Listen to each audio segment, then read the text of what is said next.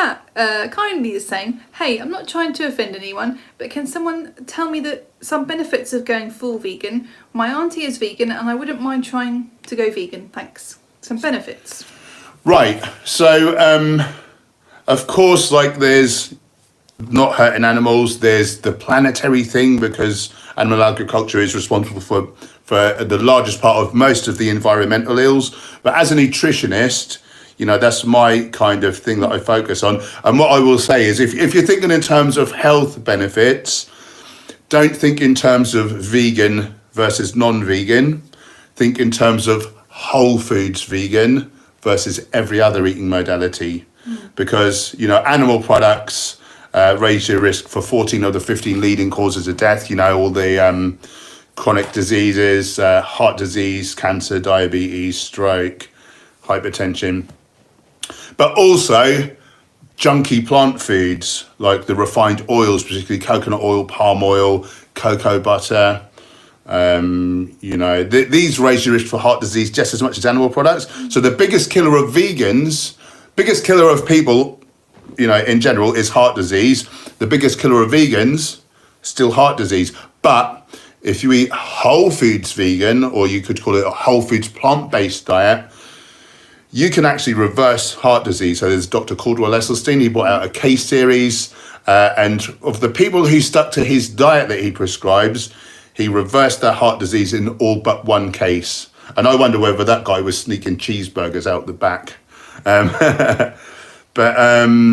Yeah, so in order to have the greatest health, you want to be eating legumes. So all the different beans, chickpeas, split peas, lentils, whole grains, you know, not like white rice or like white pasta. You want to be eating whole grain and brown. Fruits, vegetables.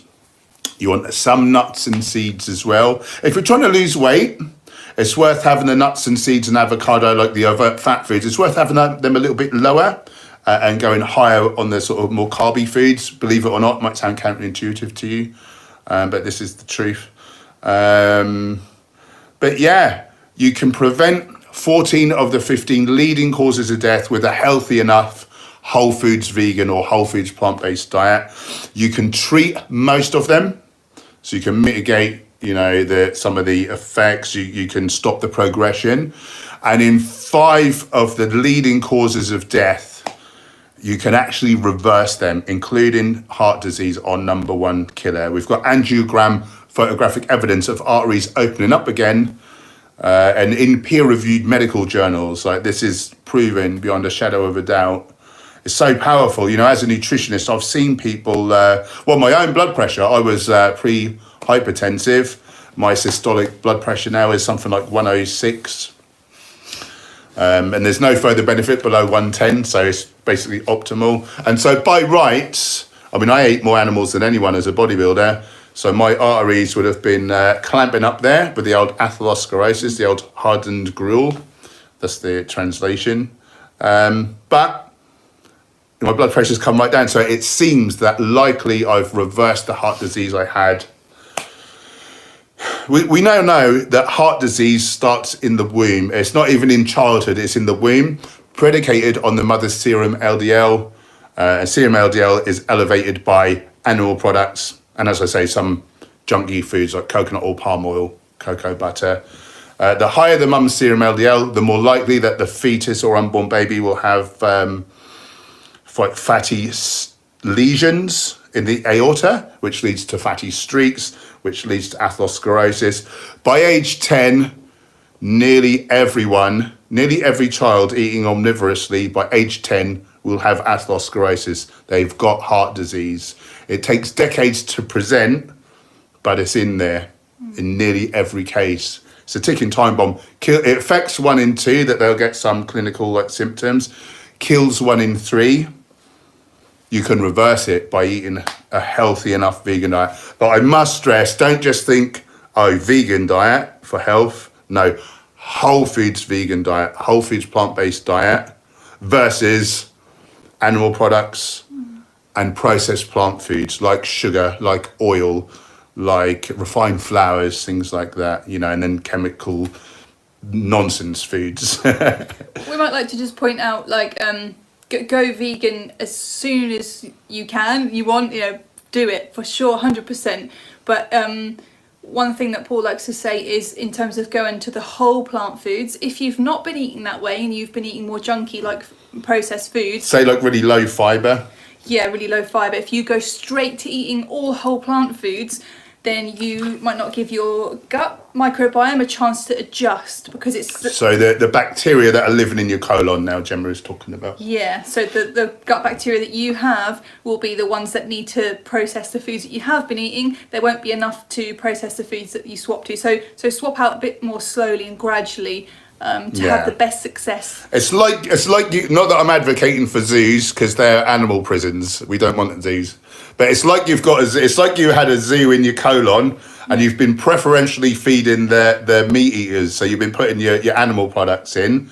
And now imagine you suddenly just put a load of plants in there, but it's full of meat eaters.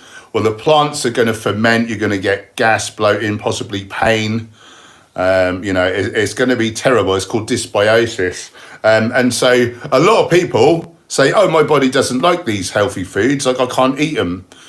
It's not the body that's at fault, because the healthiest foods in the world are the healthiest foods in the world. But it's what you've been eating historically, that then predicates like what types of animals, what types of bacteria you've got living in there. So to Gemma's point, week by week, you want to take out a little bit of the animal products and processed junk food and put in a bit more of the high fibre, the legumes, the whole grains, the fruits, the vegetables, the nuts, the seeds, week by week by week by week. Just take a little bit of time to slowly transition over. And in that way, you won't have distress. You can get diarrhea, you can get constipation, you can get constipation with diarrhea if you do it all too quickly. But just, a little time to transition is ideal. I get what you're saying, changing week by week. What about if somebody's decided, right, I don't want to eat animals anymore, I've seen what happens, I want to change immediately. Can they swap the meat for, say, mock meats? Yeah. Would that work the same way? So they don't have to eat animals for a few weeks while they swap. They can swap to the plant versions, but that just don't contain as much fibre as, say, if they ate legumes instead of the meat. I mean, there's two issues going on. The fibre thing is probably the main thing. There is one other issue, though. And this is actually quite theoretical. This has not been proven, but there are certain nutrients that animals make from plant precursors, and we make from plant precursors. But if you're eating the preformed animal version, if you're getting that exogenously, you'll stop your endogenous production of it. So those genes will switch off. So say like carnitine, creatine, things like this. These are sort of animal nutrients. The animals didn't make them from out of nothing. They made them from the plants they ate. We too are animals. We can make these nutrients from the plants we eat. But like I say, if you've been getting an influx of them pre-made, some genes will likely be switched off, and it can just take a little while for them to come back online. As an animal lover, I would like to say, stop eating that. Just eat vegan, like straight off the bat. But, you could feel not too good, both in terms of the fibre thing and having dysbiosis because you've got the wrong types of bacteria and you're not giving that time, but also in terms of not having these sort of animal nutrients. And again, given a short amount of time, you'll soon be making them yourself. So, I mean, you could... I went like 98% whole plant foods straight off the bat. You went 100%, didn't you? Yeah, but I was... Would you say that you got any negative feeling from not having the animal nutrients? I was feeling like death, and then I went vegan and I felt 10 times better immediately. So I came from already feeling terrible, so it was a huge improvement for me, and I didn't notice anything negative. But like I said, I was not like I was feeling great and then I swapped to notice if I still felt great. So it's hard for me to say personally. I think it's individual, isn't it? Depends. But before I went vegan, I'd already swapped to eating loads of salad, loads of raw things, quite a lot of fibre and healthful stuff. And I just started to just suddenly cut out the meat. So it depends where you're coming from, doesn't it? How you've been eating, and you can always, if you maybe say you're getting some gas or something, you might then think, oh, maybe I'm eating too much fibre. I'll just ease it back a little bit and introduce it a bit more slowly, you know, and see how you get on. I just want to say one more thing. So you're talking about like the benefits and the atherosclerosis about that, and heart disease, or you know whatever. I just want to say like so that's the kind of thing that you can't necessarily see, but I have experienced lots of benefits that you can see. So like I used to get a lot of terrible acne. I still get the odd spot, but my skin is way better. My energy got a lot better. Yeah, energy and mood for a lot of people, and mental clarity. So alkaline, isn't it? Yeah. So alkaline, so you feel more energized in your body, and you recover a lot quicker from workouts Exercise. and things. My eyesight's more than twice as strong as pre-vegan. No one really knows what that's about, but anecdotally, I hear a lot of vegans saying the same thing. That little gem made it into the Daily Mail, and I posted that online, and loads of people said me too. And my theory is that it's atherosclerosis in the capillaries feeding the eye. You know, if your artery can get clogged up such that it can kill you, well, what about the tiny little capillaries and things? They're going to get clogged up sooner.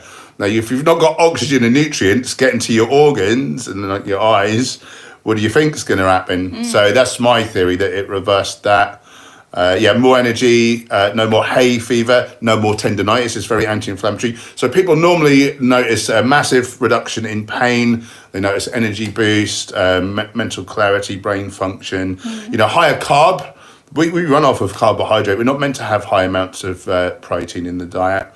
So most people immediately notice some benefit, and then over the first few months, like month on month, the benefits tend to mount. But only, as I say, if you're eating a whole foods vegan diet. If you're eating oil and sugar, don't expect any great shakes. Yeah. Good words. Good words. I think you're thinking about going, but I just... Oh, God. I think there was a... I'm doing overtime.